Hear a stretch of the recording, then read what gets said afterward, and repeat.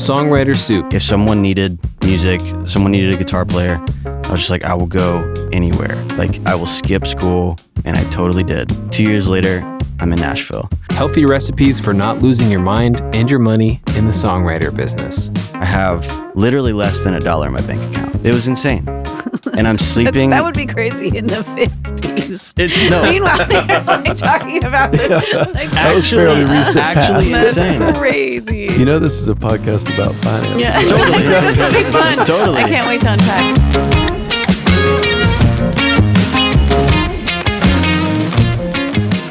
And welcome to Songwriter Soup. Welcome. Here we are. Hello, everyone.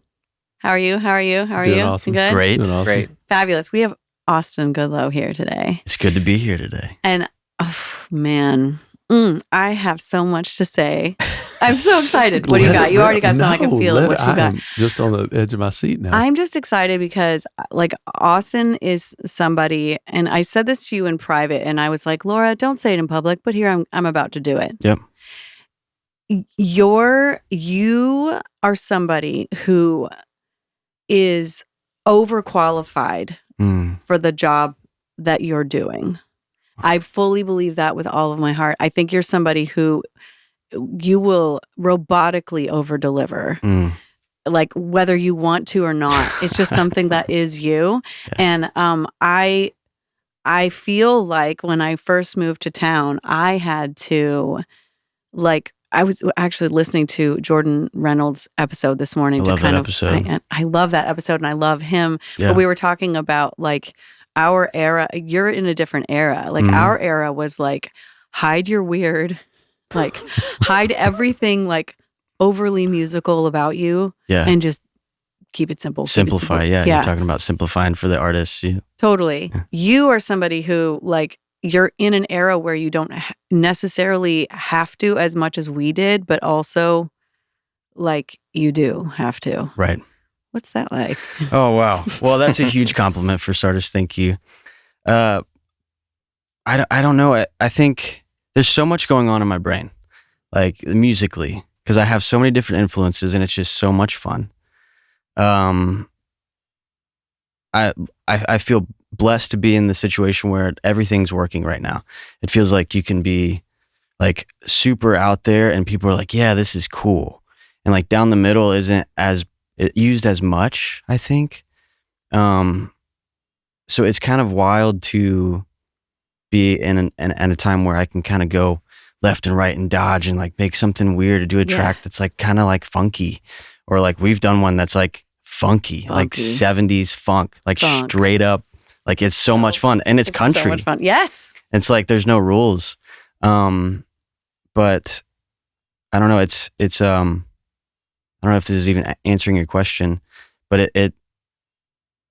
there's like jazz elements and so many elements and, like, what I want to play sometimes, and, like, I do have to scale back. Yeah. I can't just, like, Charlie Puth everything, or, like, Jacob Collier everything. Precisely. I think those are the two names. Yeah. You've just exactly hit the center of the bullseye of what I'm implying. And I'm not saying I'm those guys. I am. Yeah. Okay.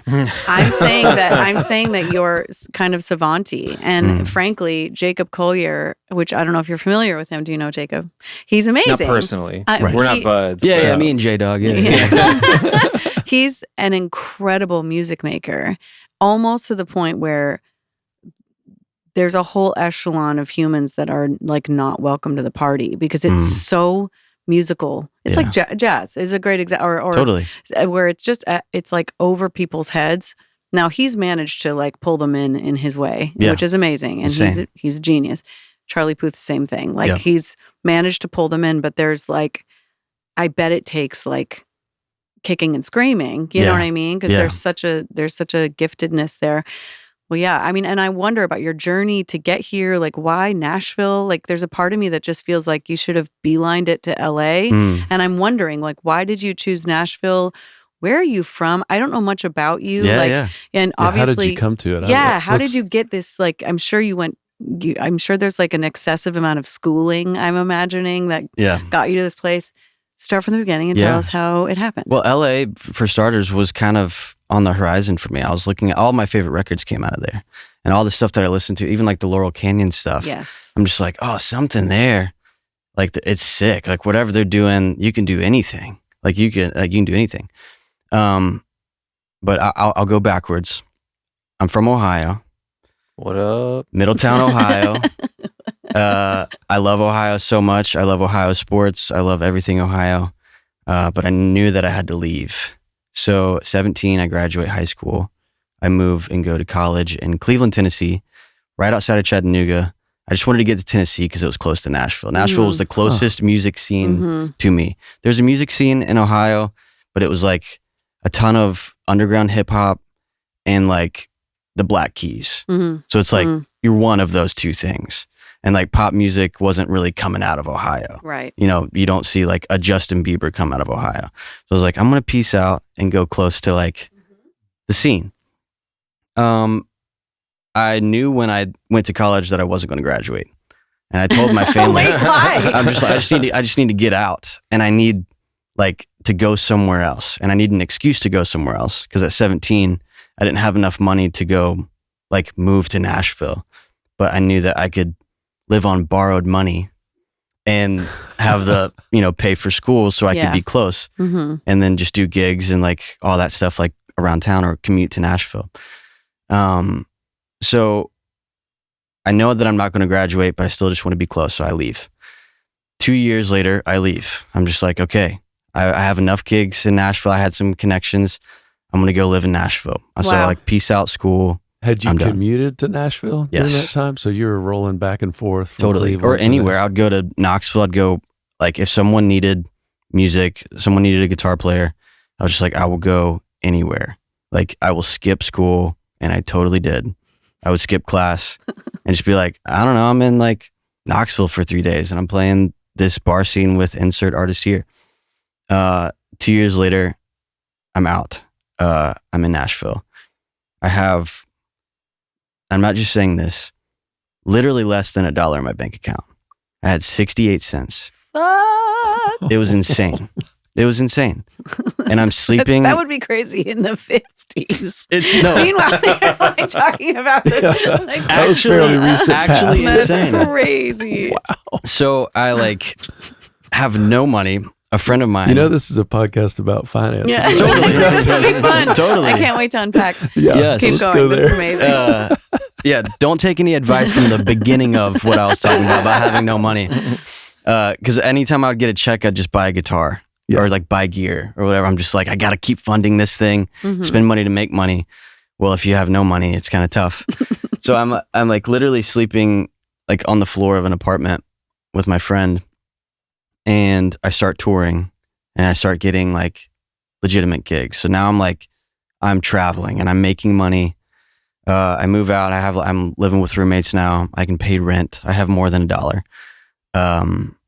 And all the way up till like 2020, I'm going to talk about it for 2 seconds. I was in C2C. We're doing C2C festival with an artist. With an artist? Yes. Okay. I'm not an artist. With an artist. Oh, because they have songwriter around. I've done C2C as a songwriter, and I was wondering, I was like, oh my God, how did that happen? Well, at so quickly? this time. This is interesting. Okay. And this is going to get wild. I haven't written a song yet. I just started writing songs like 5.5 years ago. Whoa. Which is. Oh my God. Kind of wild. Okay. We're going to come back to that. Go on. Yep. So 2020 hits. I'm in Germany. March of 2020, that's when Ish hits the fan, as we all remember and try to forget. And I'm like, okay, we get back to the States. Music's done. Everything, every industry's done, but there's no more music. Like, I can't do music anymore. Like, well, I can write songs and I can work on demos. So I start working on demos for people. And as I'm doing the demos, I'm like, I think this verse would be a great chorus. But I can't say anything to anybody. I'm just like, I wish that they could have used this here or like, just bridge it. Use the pre-chorus as a bridge. You've said everything you need to say, like whatever. So I am doing demos for people, not writing songs yet. The tour manager of the gig that I was on in Germany, he writes songs as well. And he pulled me in on a write at the end of 2020. It's just like, hey, come in just like hang out with me and my buddy. We're going to write a song. I wrote one song and was hooked. This is sick. I want to do this. Fast forward, that tour manager is best friends with a guy named Blake Duncan. He is the center point of all of this. I show him the song at like, we're hanging out at the pool. The song is crazy. The one song that I've written and play it over a Bluetooth speaker. And he's like, dude, this is sick. At the time, he was a publisher at insert company here that I forget. I'm so sorry. We'll put it in block letters right here between my hands. You overestimate my you actually don't have any kind of I know. That was just the joke. That's amazing. We'll AI my vocal over exactly, it. Of course. And he's publishing at this place, and he brings me in and I talk to them. Keep in mind, I have one song that I've written. He goes, I don't know what it is. He's like, but you have something and people need to know about it. So he set me up like 9 meetings with all of these different publishers. Oh my God. And I'm walking into these meetings and they're just like, so what do you do? Like, you have some song, can you send me a link? And I'm like, I could just send you a text with one song. I don't have anything. And at this time, talk about jumping your skis. It is wild. Fuck. It is wild. At this time, he starts booking me rights with people, and he's just fully running my calendar. I'm writing 5 days a week. Blake is. Yes, Blake is running, and he's not my publisher at the time. Wow. And you've taken these meetings. How did the meetings go? Oh my gosh. Like, how did you describe? Give us some horrible anecdotes of one of those meetings. It was a lot of me sitting down in front of someone who knows everything about the industry, and they're talking to someone who knows nothing about the industry. So I don't even know what questions to ask. I don't even know how songwriters get paid. I don't even know if so, yeah. Is it a job? Yeah. Tens and tens of pennies is what I found out. So many pennies. And I'm sitting there and they're just like, so what do you do? Like, what's your vibe? Like, who are your influences? So we talk about that, but then it always come back to like, what's your goal? And with confidence, not arrogance, I just knew, I was like, I'm going to write hit songs and it's going to be a ton of fun. And I'm going to meet a lot of people and I'm going to do a great job, because I knew at the end of the day, this is a gift, which means it's not mine. So I'm not worried about it. If it was mine, I'd be worried about it, because Austin Goodloe will mess this up. But I think for me, it comes from God. From anyone else, it can be a higher power. I don't care. But it comes from somewhere else. So I was like, well, this is going to work because it's not mine. Thank God it's not mine. So I'd have like this conviction of just like, it's going to be great. I don't have anything to show you, but it's going to be good. It's so hard to pitch yourself, like if you don't have anything. It's hard to pitch yourself if you do. I mean, quite literally. We were talking. The Jordan Reynolds episode was all about how the best of us hate sales. Like selling ourselves is like the grossest. It's like, I just want to make the thing. I don't want to tell you how great the thing is. So these meetings must have been fun. It was kind of awkward. Yeah. So I start writing more songs. During this time, Blake gets a new job at Combustion Music, and he goes, I just got here, so give me some time. I can't just be like, and by the way, guess who's coming with? Here's this guy who's never done songwriting before. So a couple months later, I have a meeting with Combustion Music. Combustion's owned by Chris Farron, who is a producer-songwriter first, and then owned a publishing company. So in that meeting, something had happened where he saw a younger version of himself. And he was like, I know what you do, even though you haven't done it yet. Ooh. And it was really, really wild. And I'm gonna get there. He is so kind, and understanding that I didn't really have anything to show him, but I kind of showed him everything. And so he goes, all right, you don't have any songs. He goes, but I have an open room upstairs here at the publishing company. You can have it for 6 months. Write as many songs as you want. Use it whenever. You have a key, and then come back and talk to me. And during that time, I was just like, I guess I'm writing country music. Let's go. Like, let me figure this out. So Blake is booking me with like hit songwriters, and they're coming in being like, so how long you been at Combustion? I'm like, well, funny I'd story. love to hear Blake's sales pitch. Yeah, right. And it's crazy how he did it. And That I'm is just like, wild. I'm not at Combustion. They're just like, so why are you here? I'm just like, they're just give me the space. I don't know. Like, are you renting it? No, they're just letting me write songs here. And I was there till midnight every night. I'm writing as many songs as possible. I'm working on tracks for like 12 hours at a time sometimes because I'm still figuring it out. I'm just like, this has to work. This has to work. This has to work. This has to work. At this point, you're a producer writer in the room, correct? Yes. So at what point was Pro Tools or whichever one you're using? What do you use? Logic. At what point did Logic enter your world? Was it before? It was before because I was making demos for people or just wanted to like make... That was a commodity though. It's interesting. It's an interesting sort of slant on not just, there's obviously talent and then there's some good luck, but there's also the fact that you came in with a commodity that is actually highly valuable. Yeah. Even if you're not writing at all. Totally. Do you know what I mean? Totally. A fascinating sort of triangulation of like why that would go this way. Yeah. I mean, and again, not discounting. No, totally. I've seen it. I know what they saw too, and I get it. And I'm excited to share my first impressions. But please keep going. But it's like musically strong. I see what you're. I see what the map you're painting out. Because like if it was just strong, one, and then production strong. Now you've even if you're sitting across from a hit songwriter, they're like, okay, yeah, all right. It's almost like play you the music, could mask and write with you know, and let's go. Yeah. You can play even if you were just learning. Yeah. Do you know what I'm saying? Yeah, like even if it was just sitting back and learning, as long as you were contributing, which again, that'll be a fun part of this. But please continue. Yeah, because I've been doing music my whole life. I mean, I grew up playing in church. I was playing drums before I knew how to talk. And so music has been like in my life forever. So I understood the sport of music. Right. I just hadn't played this position. Right. It's like I'd never been a pitcher, but I've been playing left field my whole life. Right. So I was like, I've watched pitchers. I know what they do. So now it's my time to pitch. And so I've been on the field for so long that it felt comfy. Even though it was a different position, I was like, I know how to throw a ball. That's sick. And again, I promise, not from arrogance, but from confidence of just like, I know what it should sound like at least. Absolutely. And I'm making tracks. I'm working on stuff. Blake doesn't know this, but he had showed me a demo, quote unquote, but it was a master, and I didn't know that it was a master, and he didn't either because it just said like reference 1. So he's like, dude, listen to this demo. And it was fully fledged out, fully mixed by like someone that probably cost $5,000 to mix, $3,000 to $5,000 to mix. And it sounded unbelievable. I was like, demos sound like this? I was like, that's the standard now.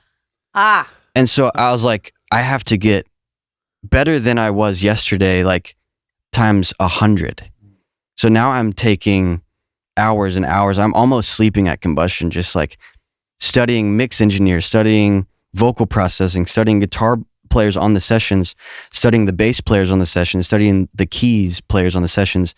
I'm like, I have to be as good as all of these guys as one person. ASAP. Yes, and ASAP. So I'm working on demos. I'm like trying to make them sound as good as possible.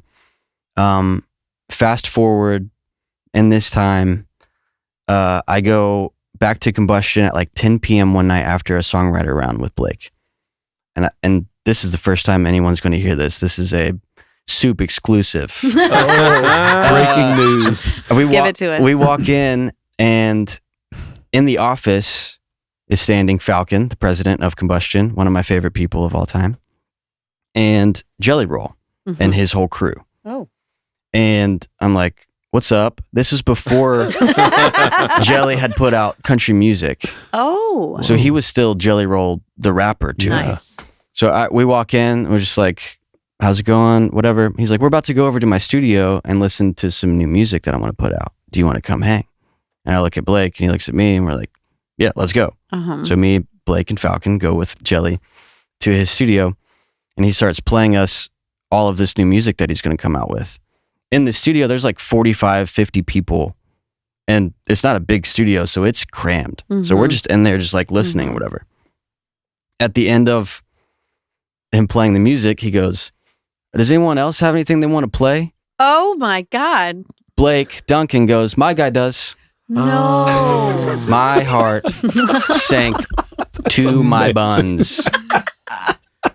What did you play? I had one song that was officially mixed because I produced, I got a cut and produced on this girl out of Nashville. She's pop, and it was like this pop, like R&B, cool kind of thing. Totally opposite from everything that we just heard. And I'm just like, that's the only thing that sounds like halfway good. Yeah. So I'm like, all right, we'll play it. Plug into the aux. They turn it all the way up, and it sounds awesome because it got mixed. Yeah. And everyone's just kind of like sitting there, and like there's guys with like face tattoos listening to this girl talk about being like in a toxic relationship. And they're just like, yeah. Oh yeah, that's dope. And like, I'm sitting there like my heart is about to explode. And Jelly, so kind, he goes, dude, that was really great, man. He's like, you should meet my people. He's like, let's swap numbers or whatever. And I'm doing this in front of the president of Combustion. So I'm like, this is kind of wild. We're walking back. He's like, Falcon goes, we should talk tomorrow, man. Let's talk. Oh my God. Let's talk. Well, this is insane. So I go back to the office and I'm having like this meeting, and they're just like, you've been working hard. You've gotten some cuts. We love what you do. Like, let's make this legit. Let's get married. And I was like, yes, 1,000 times yes. And they're just like down on one knee. I'm just like, I would love to, nothing more. Jumps in arms. Yes. That's so great. Combustion is primarily a country publishing company. So that's where country kind of came into the scene. Because I'm writing country songs now. And it's just like, okay. This is part of it, is like, this is why it's fascinating. Because again, you are overqualified. And I remember my first write, which by the way, it was probably 12 minutes after this event, because it was a long time ago. And if you're only in the business for 5 years, I'm going, where did that begin? I don't remember. Maybe 3 years ago, maybe. Yeah. So I'm, it's still pretty fresh in terms of like whatever. Yeah. We had a session with an unproven like not quite the Ella Langley we know. Right. In fact, not the Ella Langley. Like, I don't think even You Look Like You Love Me. Nothing had come out. This was just, I was writing with an artist who's been going at it. I've always loved her. I thought she was amazing. Yep. Austin and Joy Beth Taylor, who by the way needs to come on this. Yeah, I was thinking about that this morning. Y'all had been working with her quite a bit, and I got to pop in, which I felt very grateful for. I was just like, oh, I love her. I love all this. But I was like, I don't know who this is. I didn't know who Joy Beth was, aside from a lot of chatter. Yeah. I got a lot like, oh, you're going to love Joy Beth. Yeah. But you were just a name on the thing, being honest. That was what I was. What's hysterical to me, though, is that we sat down, and my first memory of you, of course, was like, hi, hello, blah, blah, blah, blah. Was you playing... not Stax. It was some other Bon Iver song. Oh, Perth. Yeah. And it was identical to the point where I thought someone had played it. I thought someone was just playing it on, Apple or something. And so I was like, because that's like, that's my comfort music. Yeah. And it's music I gave birth to that music. Do you know what I'm saying? Quite literally. That music is like my home music that eases me out and calms me down. And I'm like, what the fuck? And then I look over and you're like, just, like doing it. And I was like, who the fuck is this? And also in this town, that's not even a typical album people know. Right. And so there were a few layers for me. I was just like, A, you're playing it identically to the point where I thought it was the fucking recording. B, no, this isn't like, a popular, well-known song by a lot of people. So immediately I'm like, okay, this person is gets something about music. That was just it. It was just me going like, ooh, I wonder how this will go. And then you did this other thing where I was like, fucking, what is going on? He does this thing. Do you know who George Benson is? Yeah. Do we all know who George Benson? Yes, I have a George Benson story I would love to share with you some other time. Okay. So one of the ways that Austin writes melodies is he George Benson's his guitar. And he'll just be like, and so that's how he's writing melodies. I feel most of the time. Vocal in my melody is experience. not an instrumental hook. Like vocal He's melody. writing melodies based on what his fingers are doing, but his mouth is singing what his fingers are doing, which is what George Benson did, which I always thought was so fucking cool. And writing that way is limitless because your fingers can actually maybe do more than the human voice would instinctively do, in my opinion. Yeah. You can jump and jump back and like do things that the voice wouldn't necessarily think of. Naturally lean to. Yeah. Totally. Yeah. And so that's how Austin was writing melodies. And I was like, okay, between Bon Iver and George Benson, something's happening here.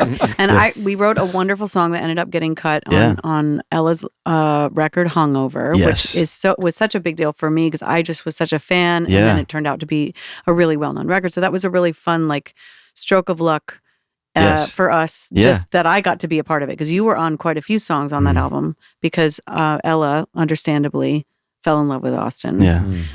And is still, I mean, this record that's coming out, we have songs coming out on it, but there's way more of Austin because there was love. And Ella is someone who would get that too because she is so musically gifted in a way that I feel like she has to pull her reins, I think, as well. So I think the appreciation there is really like understandable to me as an observer, like of you too. Totally. But that was my impression of you. So I was just like already like, what's happening exactly? And then left and just said, oh my God, who is this kid? And told my people, like, please, anytime. And this was long before the cut happened. Totally. I wasn't like, because of there's a certain type of thing where you reach out to your publisher and you're like, I would like to write with them more because activity. Exactly.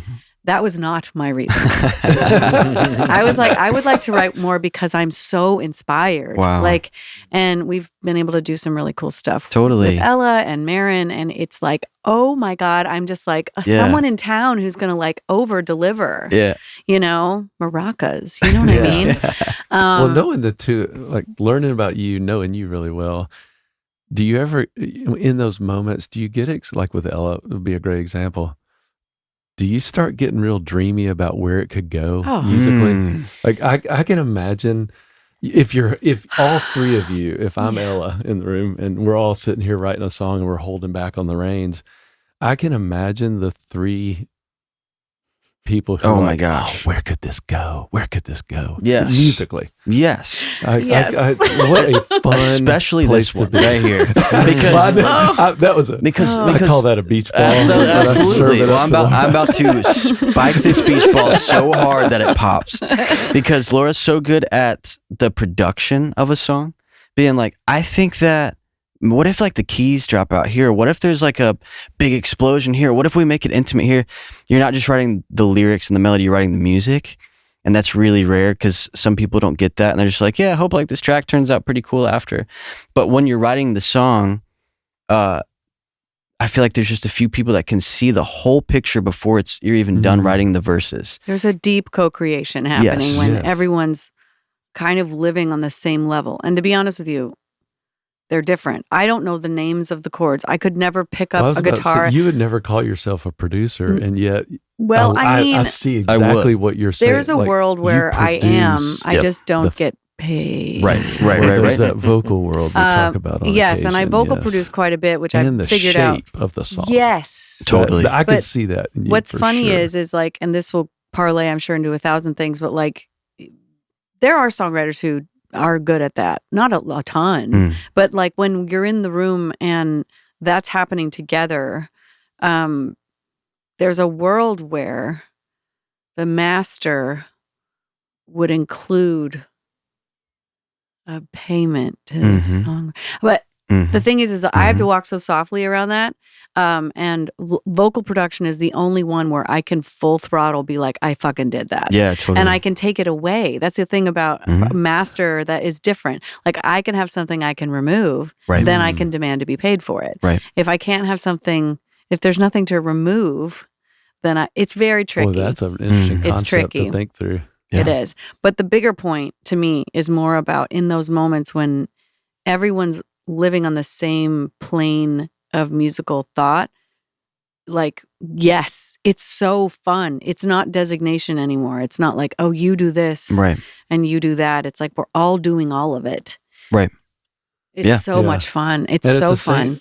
I just had a flashback to one of our how do you break up with writers? Have you heard that episode? I haven't. You'll need it at some point. Yeah, and how to handle it when an artist changes musically. Like that's what hit me is like, man, there's also the possibility, like you could have all these hopes of like, oh, where could we take this musically? And then the artist could go, boom. It happens all the time. Totally. Yeah, you almost have to hold it so loosely. You really do. Butterflies, you call it. You've got to hold that so loosely. Yeah. And yet get so excited about it. Especially as the producer, writer in the room, a lot of times I'm not producing the song. And sometimes I am. But I have a vision of what it sounds like, and then someone else takes it and they have their vision of what it sounds like. Doesn't mean it's better or worse, but it's hard to listen to at first. Wow. It's like, it feels like someone else picking out your clothes for you to wear. And it's like, yeah, like this fits, but I wouldn't have picked that color. Yeah. You know? I have a question for you regarding that. Yeah. I imagine there's a type of producer writer in town who's doing sort of, I don't want to say the bare minimum, but like the basic demo delivery vehicle production style. That's not what you ever do. Right.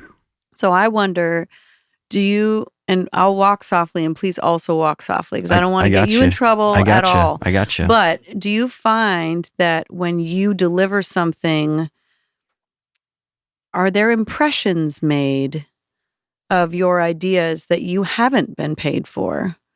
Do you have the kind of relationship? Again, this is tough. You're good. Do you have the kind of relationship with a producer who takes what you do and then runs with it elsewhere? Do you have the kind of relationship where you can say, "Hey, that was my idea. You did a cool impression of it, but that was my idea. I'd like to have credit for that." Like, how do you manage that? Because I know that's a big issue in town with producer writers, especially ones who are highly creative. Totally. Because again, it's like if you're just delivering the basic bitch of the song, like it's different. But I know that's never what you're doing. So have you had success with that? Have you had struggles with that? Like, what has been the situation? So I have that ability now, but in the beginning, no, because I was just very much like, I'm grateful to be here. Yeah.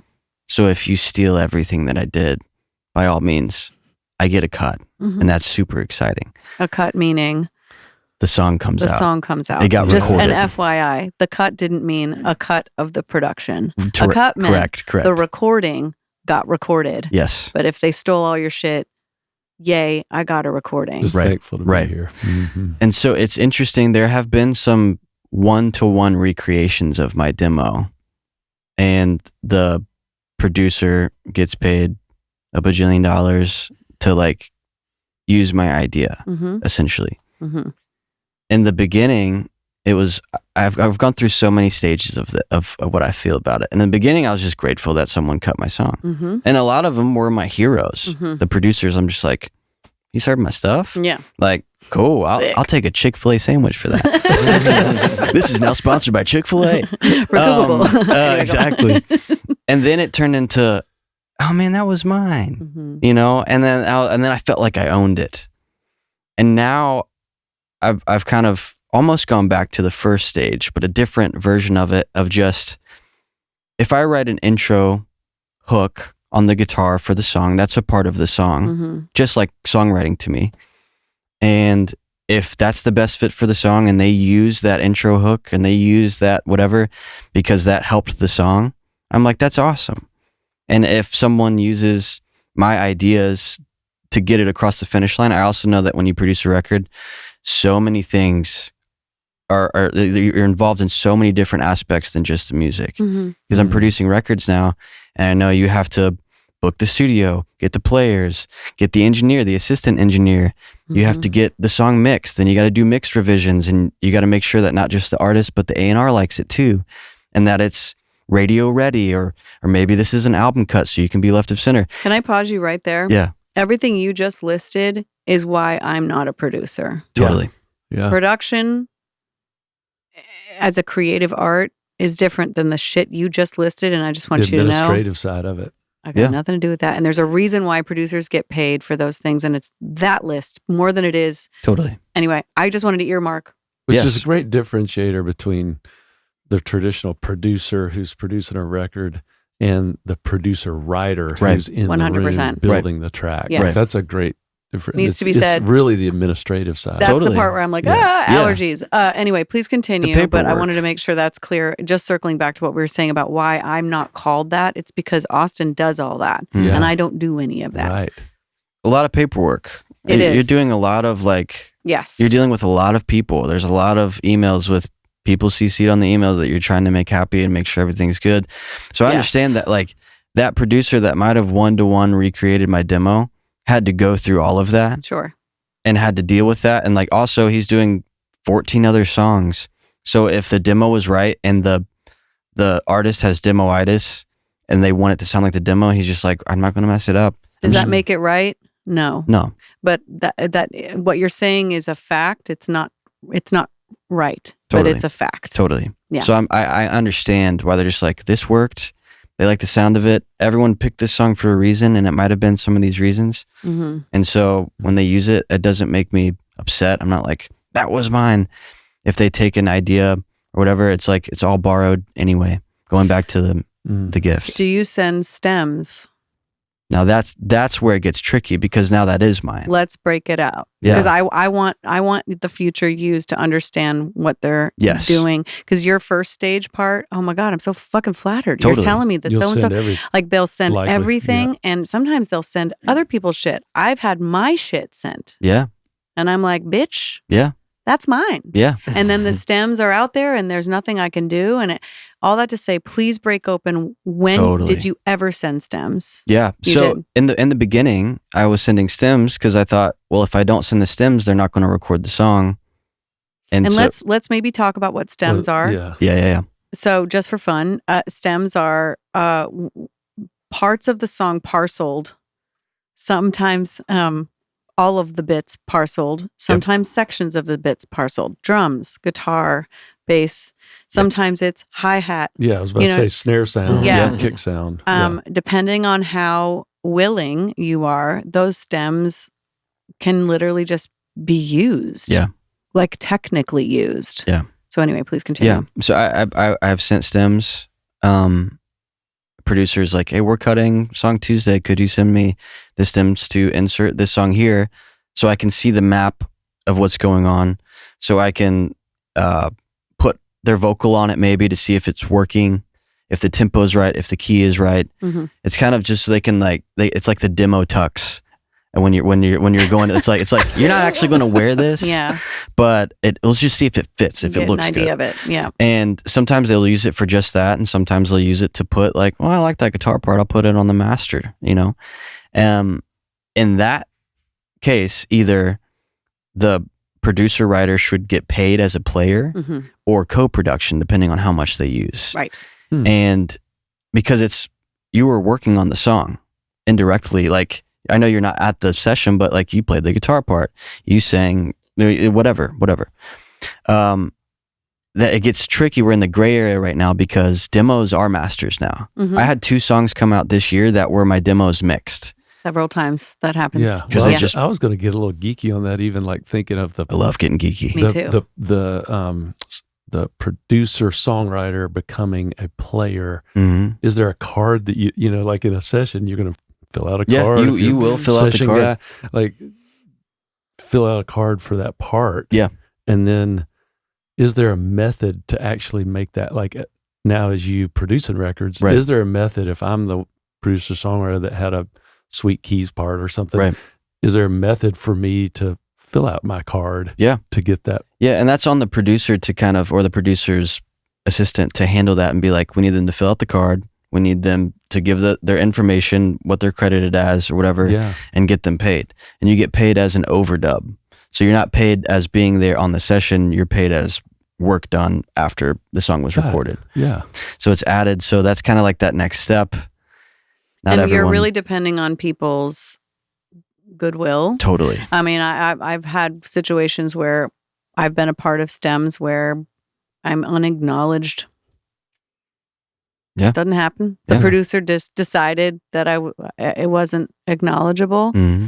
And then back end, I'm begging, which I will never do again. But that has been an experience I've had, which it really sucks when the producer wasn't like a stand-up person and they didn't go, oh, they were there for that whole, like they should have. They should have. And I have regrets. Like I don't have a whole ton of deathbed like moments where I'm like, why didn't I just, but I do. There's one in particular where I'm like, I cannot believe I was so fucking excited. And that's really what it was. I was too excited. Yeah. I was like not CEO enough, too much childhood Laura, thrilled that music was musicking the way I wanted it to. Yeah. And oh my God, I'm so mad at myself for that.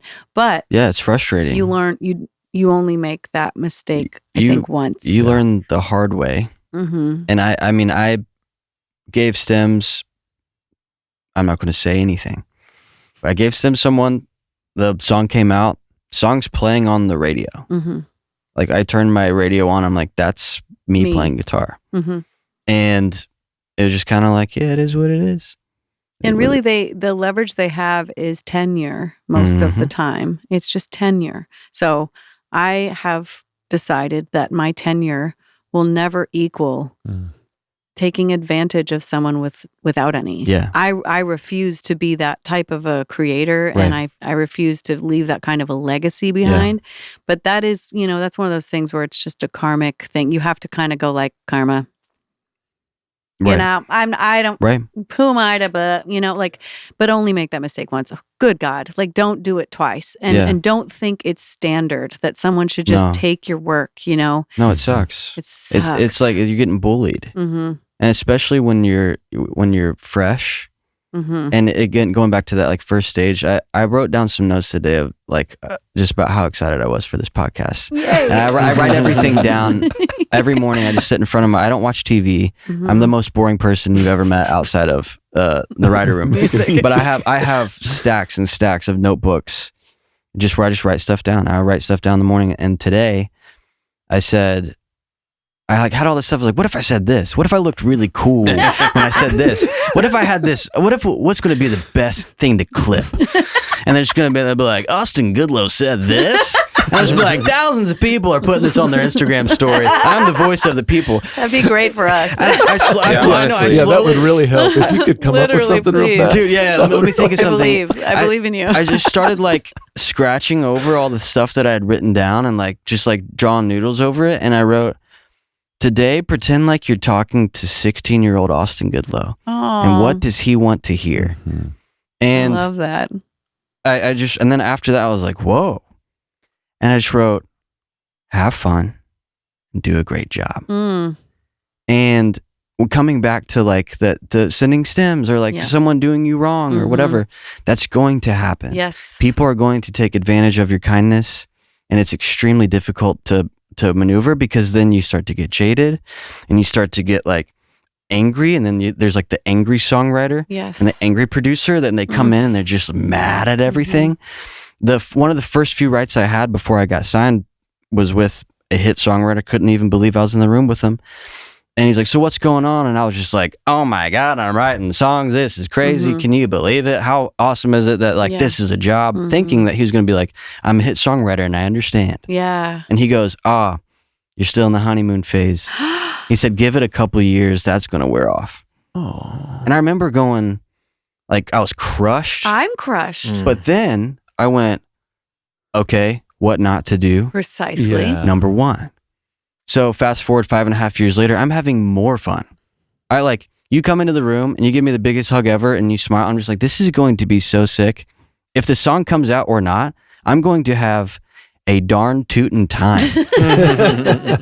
It's true. And I want to say like, oh my God, I mean, I'm nearly 20 years into this and there is no honeymoon phase. Mm-mm. Fuck that. Right. If you succumb to, and I have been burned. I had like all of the fucking shit still happened. You still have the opportunity to be jaded and pissed. Yeah. But it's not worth it. It's too fun. Yeah. I just love your mantra. It reminds me of Thomas Daniel and the way he sees things. It's like, I'm going to show up, be myself, and do my best. Like that's his mantra. Yours is have fun and do a good job. Like mine is just make something and someone will hear it and be as happy as you possibly can. Like, Totally. I think that's the fucking key. Totally. Like, that's it. Totally. Because if it's anything else, you're screwed. Totally. Because like, if you're like, all right, here's my goals, get hits. It's like, it's going to be tough. And I like to be happy. Because even if you get those hits, like, give me more. And you know those guys. I know those guys. Totally. Where it's like, it's just never ending. Totally. And the roller coaster ride is insane. Because because I started in 2020, I felt 20 years behind already. I was just like, oh my gosh, I'm writing with all these people that have been writing since 2014, since 2009, whatever. I think the best place that you can be in any career is in the beginning when you're behind, because you are obsessed and it has to work. And you're not as good as everyone else, but you gotta be. So you're just like, I gotta figure this out, man. I gotta do it quick. And everyone calls this a tenure town. And I was like, I'm going to do it in 2. and then you did. Yeah, Whoa. To be fair, I've been. This is my 10th year this year. Oh, is it? And this is like when it's starting to find. Like, it's true. It's clicking. It's actually and a very lifetime true. of music. Yes, So true. Like my first month of having a deal, I had I got a hold from Carrie Underwood, and I was like, come on. Yeah. I was like, see, guys, this is why you signed me. Came in. Oh, Sea Dog, me and Carrie. And I was so stoked. I was calling everyone. Mm-hmm. This is what lets you know that I was green. I was calling, Mom, can you believe it? I did it. It's going to be a hit. Carrie Underwood is cutting this song. Can you believe it? I almost have a t-shirt that says like, can't wait for Carrie Underwood to sing my song. A couple months later, they're just like, oh, this song didn't really work out for the record, but we love the song. It's not coming out. Mm-hmm. My world just collapsed. Crushed. I was like, oh my gosh. And I talked to a couple people and they're just like, yeah, now you're in it. You're now in it. You know. Here you go. And like, you got it out early. Mm-hmm. And so after that, I had a meeting with Combustion and I had talked to everyone. I said, what are the speed bumps that every songwriter is going to hit? What are the ones that I'm going to hit? And how do I prepare? How do I come out of it? Because how do I succeed after this? Like how do I move forward? Because I do some shows now and I tour with Ben Rector and he's incredible, just the best. And he's really good at golf. And I asked him, I was like, why are you not a pro golfer? He goes, I can hit as far as the pros and I can do all these things like the pros, but if they hit a bad shot, they recover quickly. Oh. Yeah. They get out of the bad shot really fast. Mm. And he's like, it might take me 2 shots to get out of the bunker, whatever. He's like, they recover really quickly. So as a songwriter, I was like, okay, how do I recover really quickly? Wow. I'm inevitably like going to hit a bad shot. Sure. And it's going to go out of bounds or I'm going to be in the water. That's what happens when I play anyway. Real golf. So how do I get out of this bad shot? So I'm talking to Combustion. I'm talking to Chris Farron and Falcon and Blake at the time. I'm just like, how do I get out of this? And Chris said something really awesome. He goes, dude, if you're asking the question, you're fine. Mm-hmm. Mm. If you're already worried about that, like you have nothing to worry about. He's like, just keep writing songs. It's so weird that that's actually the actual remedy. I know. And for everybody else, songwriter stupid. Exactly. Which is stupid because they're already listening. So well, what's funny though, share it with a friend. To your point though, like this podcast is built for that question. Yeah. And it's not because it's, going to help you not feel like garbage when you're going through it's not for that. It's for the expectation that it's coming. This roller coaster is going to roller coaster whether you want it to or not. I don't care if you're a success story and it's like this, you're still going to be like, why is it over? Yeah. Do you know what I mean? Like, or why did that, like every time I have a hit on the radio, it's so funny. And I watch myself and I laugh at myself and I'm now at the point where I'm like, you're doing it again. Yeah. You're doing it again. You know, where I'm like, it's never going to end. Right. It's never gonna end. And then it's over and you're like, it ended. Yeah. God damn it. Yeah, and it's weird because you don't, it doesn't matter how much reasoning, but that's what this podcast is for, is so that when you're going through the why did it have to end, you remember that I feel that, and they remember that Austin feels that, and that totally that Shane feels that, and Natalie feels that, and like that's part of the game. Totally. And to me, I'm just really proud that we're providing a little bit of a description totally. of the hellhole that totally. you fall into every now and then, because at the very least you don't feel alone. Exactly. You know? Pete Holmes said in his new stand-up special, I love him. He said, I do too. He's so funny. Love him. He's incredible. He said, if you leave this show and you feel a little less alone, then I've done my job. Yeah. And this podcast does a great job at that. Thanks. I'll be listening, and some of my friends, you know, I'm just like listening. I'm just like, oh yeah, they're going through it too, man. Yeah. Like I'm not the only one. You do feel isolated because you are one person. You're not a team. You're not a band. You're one person. So sometimes you're like, am I the only one that's like kind of freaking out when I wake up in the morning? Because I'm like, what's going to happen? Yeah. It's like everyone's feeling that way. Well, we're sole proprietors, which is an interesting part of this. It's like, yes, this is you're the CEO of one guy. Yeah. And I feel like even though we do create music in teams, and teams make music happen, no matter how you slice it, unless you are tracking unless you have a writing partner, which I know a bunch of people do, where it's like that's the only write with their partner. Yeah. They're the only person who knows what it feels like to have this hit and this loss and this hit and this loss. You're the only one who knows what that set of losses and hits feels like. I'm the only one who knows. And so, yeah, I feel like there is an aloneness. Absolutely. But then there's also like this is what the guys in the 80s were feeling too. Oh my gosh, yes. I mean, it dates back. Like the Tin Pan people from the fucking 50s were feeling this too. Yeah. And even the being behind the scenes and being completely invisible, which frankly is my favorite part of this job. Yeah. But like it comes with its own challenges, because then people don't realize you're there. Right. You know? Right. And there's just, it's like the best job if you can walk really, really elegantly on a tightrope. Totally. It's the best job ever, if you can do that. And you want your work to speak for you. So you're just like, like it's gonna do its thing. You can be invisible. Totally. And just be like, yeah, but like the song. Here's the through line. Yes. Of this guy. Exactly. This is brought to you by me. Exactly. Well, and that's to that point specifically, to the invisible point, and this is kind of going off on a little side road. Do it.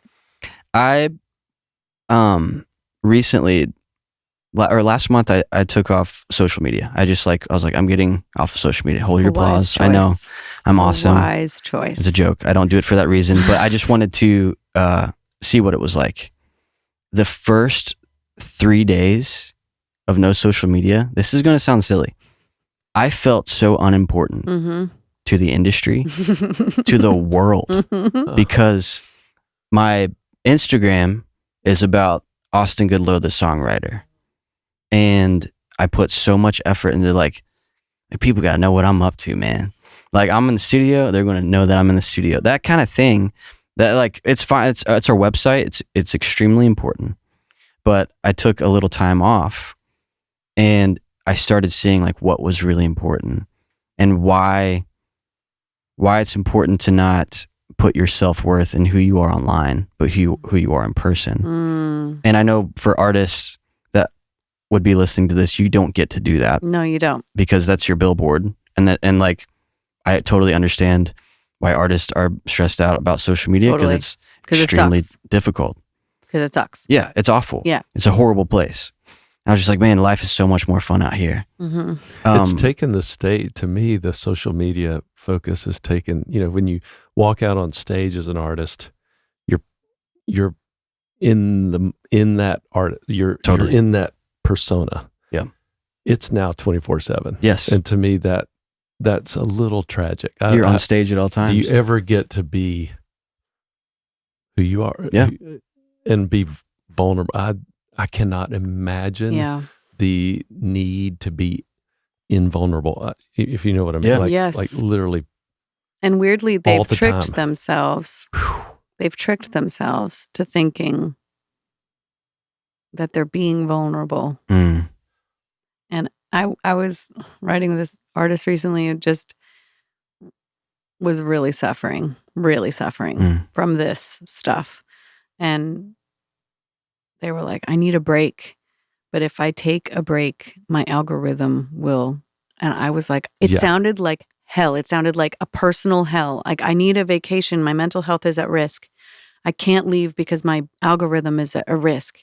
And they were just like constantly. And I'm like, this is not going to end well. No. That's not going to go to a good place where you've figured out. No. That sounds awful. And I just full stop agree. Yeah. And, you start creating from that place too. Like, yes. You'll make a song. You're like, well, will this work on the internet? And it's really strange because the internet is now our A&R. There's one thing I love about that. There's one thing when a song blows up. No. And then it's like, all right, now it has to come out. No. I love one part of that intertwining with the creative process, which is like finding the 15-second juicy part that everyone's going to be like, you know what I mean? Yeah. I actually have grown to love seeking out that. I mean, the one that we did that's nutty. Oh, yeah. There's 50 of them. Oh, totally. They're like one after the other. I'm like, which one are they going to do? I know. Because it's just like, because it's like a soundbite is a fun way to approach writing. Yeah. It's fun. Yes. But again, not too much. Not too much. Yeah. It could ruin your day. It can. Yeah. You can invest too much into it. Yeah. Because there's no real return. And that's the problem. Wow. Okay, wait. Can we repeat that? Yeah. Wow. Yeah, there's no return because you don't actually make any money when that happens. No. Or and the gratification. Okay, hold on. Yeah, go for it. So you target a soundbite. This is the non-writer in the room. You target a soundbite to like, oh, we're gonna get them. This is the one. We're gonna get them on this one. And it does blow up. Yeah. Nothing. Here's the only nothing way. More than you. Right, exactly. I get people. Yeah. I get it. Yeah, 10 million views. It's wild. Further. I mean, there is a 1 plus 2 plus 3 plus 4 plus 5 equals whatever number that is. In an eventual sense, like if the hook hooks them and then that goes to radio and then this but it's not that you're not making money on that moment is the point you're making. Like you're not making money on that moment because we don't get. It's the person who posts. Those people make money on the TikTok. So even though you've created that moment, the artist benefits from that moment by way of like financially benefits from that moment. So we don't get anything for that. Yeah, it's really wild. Because I mean, those are essentially views or streams. Like YouTube, you get paid from YouTube views. But if 10 million people watched that sound bite or watched that video using your song, you don't get anything. You get a hearty handshake and a heartfelt thank you. Yeah, yes. You know what I mean? That's it. There's nothing to it. Yeah. It's crazy. You get a text. T-shirt. Don't forget the T-shirt. Oh, yeah. At the merch stand. You know what, though? You don't get paid for that shit. I know. I just saw it again. I can't tell you how many times. It's so frustrating. About the money. Talking about the T-shirt. What's wild, though, is it happened again just recently. The song hasn't even come out yet, and it's already merch. What? And I'm like, oh my God, I'm not going to get paid again. I mean, it's just songwriters are just in a funny place. That's wild. Yeah. That's wild. It's wild. It wouldn't work anywhere else. Exactly. You can't just like take people's shit. No. It's crazy. No. It's okay, like though. It's scaled up version of that first stem you sent. If you think 100%. About it, if you think it's like this continuum of like, I mean, I'm just happy to be here. Yeah. And what's wild is that level. How much is a t-shirt? You know what I mean? Right. It's far more than the 0.0002 whatever the fuck it is that we get per stream or per, whatever. T-shirts are a whole lot. And they buy them because of the words. Yeah. And you're like, wow, I didn't make any of that, did I? Right. Speaking of money. Yeah. I just want to talk about money for a little while. Yeah. It's a big part of this podcast how people manage like their worlds with all of this in terms of like they come in two types. There's the one, there's the gear buyer. Yeah. You've already kind of outed yourself as like I'm the guy. I am the guy buying gear. How's the guy buying gear. It's good. Growing. Substantial. I ran out of guitar stands already. Oh wow. It's an obsession. That'd be a cute present I could give you. Yeah. Another stand. Yeah, there you go. Just the stand. Yeah, just the stand. You buy the guitar. Yeah, literally. Yeah, that's on you. But like, what does that look like as you've seen, like, the dream you wanted to build on and that big jump, where you're like, I'm going to do music. And then that first check comes in and you're like, oh my God, it actually did the thing. Like, do you have student debt? Do you have, are you still getting to one, or are you a guy that's like, fuck it, more guitars? Like, who are you in that situation? Yeah, more recently, I've been taking the time to really figure this out because the money has changed. It's not 68 cents anymore. Thankfully. Yeah, it's 67 cents. Because I been trying to be smart about it. I'm trying to set up success for future me. And so I'm still buying a lot of gear. It's also for my job. So it's heard that one before. It's like, oh, you really need that guitar? It's December 23rd. Oh, I could buy this gear. The amount of guitars I purchased in December is incredible. Yeah. That's about when I buy all of my gear. But I'm trying to be smart about it because I want to set myself up for success in the future, not just right now. And it happens quickly. If you start having songs doing well, it's just like boom, boom, boom, boom, boom. And then you start producing records on top of that because you get upfront money. And futures, which is nice. Totally. It's like trying to be smart about, okay, I'm not just going to go through, and honestly, and I mean this, I'm not money motivated. I didn't get into songwriting to like be a bajillionaire. I didn't even pick up music to like make money. It's just something that I have to do.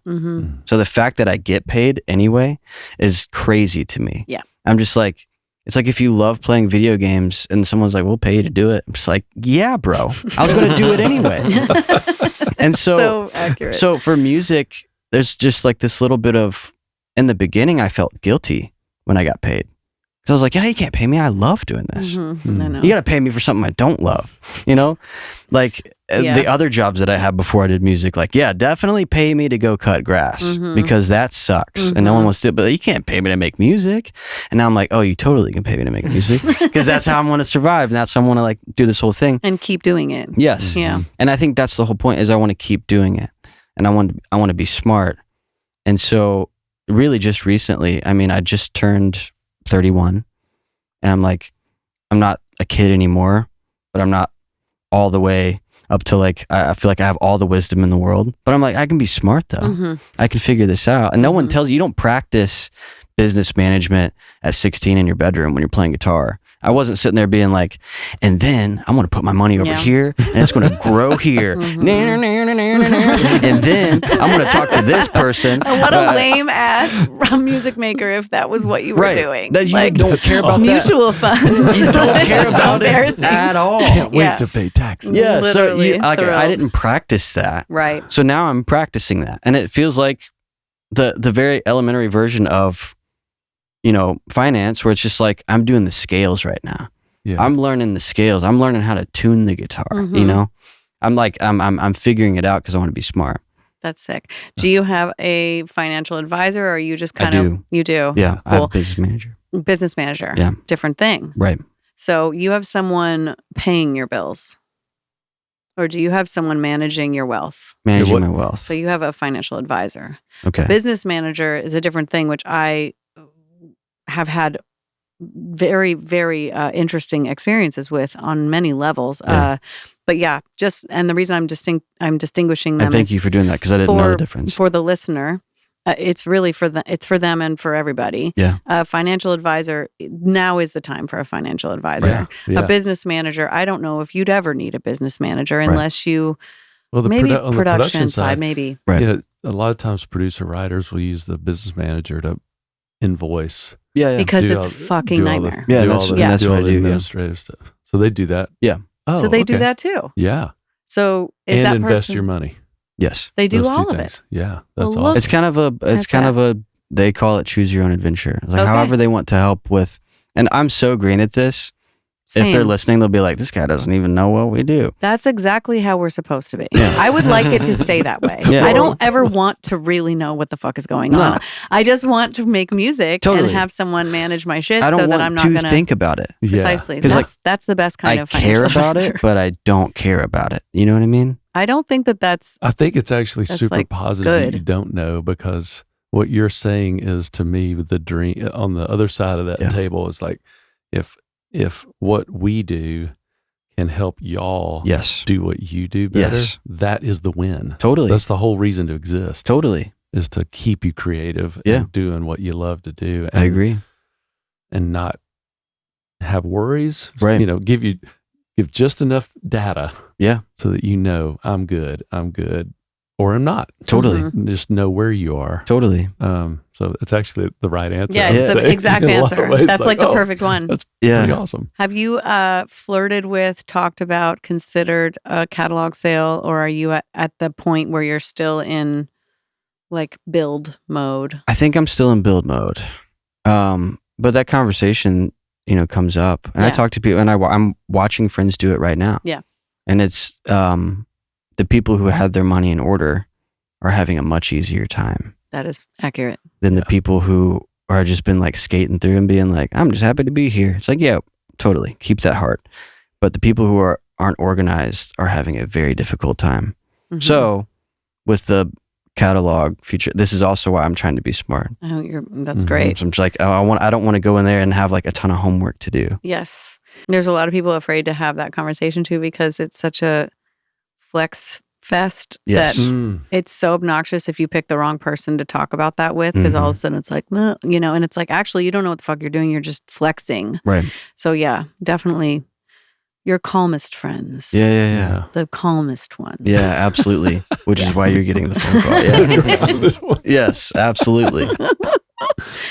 Well, I have loved this conversation. It's so much fun. I think you're so amazing. I can't imagine your future in this town, but I'm going to stand behind the fact that you should maybe pop out to LA here and there. I actually talked to your team about this. Yeah. I was like, we don't deserve him. Like, oh my gosh. And I don't mean it that sounds like self-effacing. It's more just that you have a lot of music to give, and this town is fantastic at keeping everything in a river where nobody gets out of the river. You can like pop a little to the left or right, but they really want everything to be in like this one lane, you know?